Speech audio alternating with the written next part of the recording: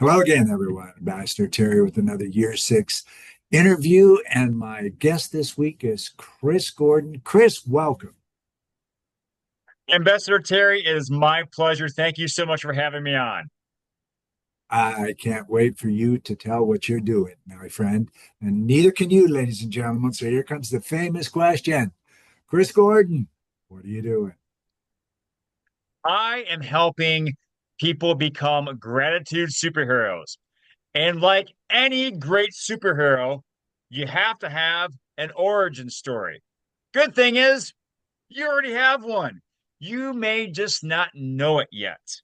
It could be a struggle you've had long ago or an obstacle you've been facing recently. My origin story, or at least the most recent one, the most important one for today, starts in March 2015. I scratched my hand on my garage wall. Oh, I know. Horrific, right? I mean, how many of us have scratched our hands? I'm sure you probably did today, right? Exactly. It happens all the time. Well, this is a little different because 3 days after I scratched my hand, my right hand my right arm ballooned to 3 times the size of my left. And I had no idea why. I went to my local doctor and even was kept overnight for observation. They didn't know why. I was then flown to the Mayo Clinic in Rochester, Minnesota, where they finally diagnosed me with necrotizing fasciitis, also known as flesh eating bacteria. If that doesn't sound like a comic book origin story, I don't know what is. No, it's not being bitten by a radioactive spider or being, traveling from another planet. But trust me, it was life changing to me. I spent 5 days in a coma and endured numerous surgeries, which saved my life and my right arm. When I awoke, I was left with some questions to which I had no answers. I started feeling my mindset drift toward an abyss, a whirlpool of worry, of indecision, of hopelessness.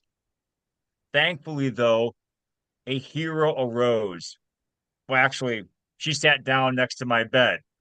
My wife started telling me all the great things that people were doing for us, not only in our community, but across the country to help us in our situation. They were donating money to a GoFundMe account, shoveling our driveway and our walkways, keeping an eye on the house, stopping by my in-laws to watch the kids because I couldn't.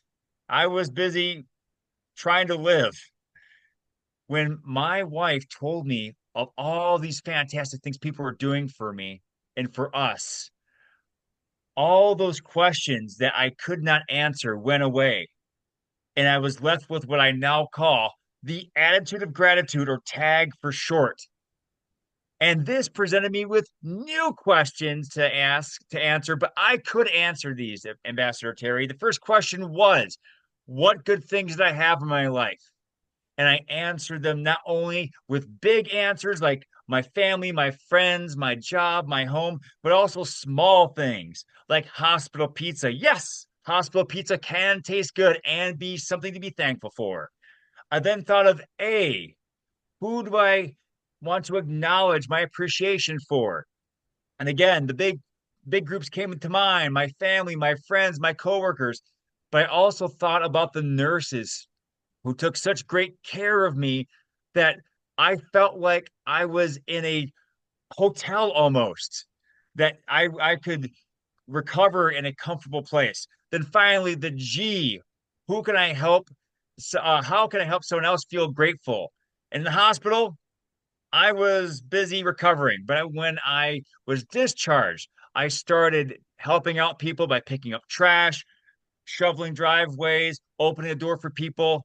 And now, almost 11 years later, I am a professional speaker and author, a black belt in Taekwondo, a serial marathoner, and most importantly for this, a a professional speaker and author who helps others increase their gratitude, positivity, and resilience so they can become their own superhero in their own community, passing up perfection and going for greatness. Did I say this was good, ladies and gentlemen? Incredible story. Wonderful. So heartfelt. Thank you very much, Chris, for coming on board and putting these words of wisdom out there in a great journey. And ladies and gentlemen, leave us some comments. I want to hear this. You got to connect with this guy. We talk about motivation. He's got it. Okay. So bye for now.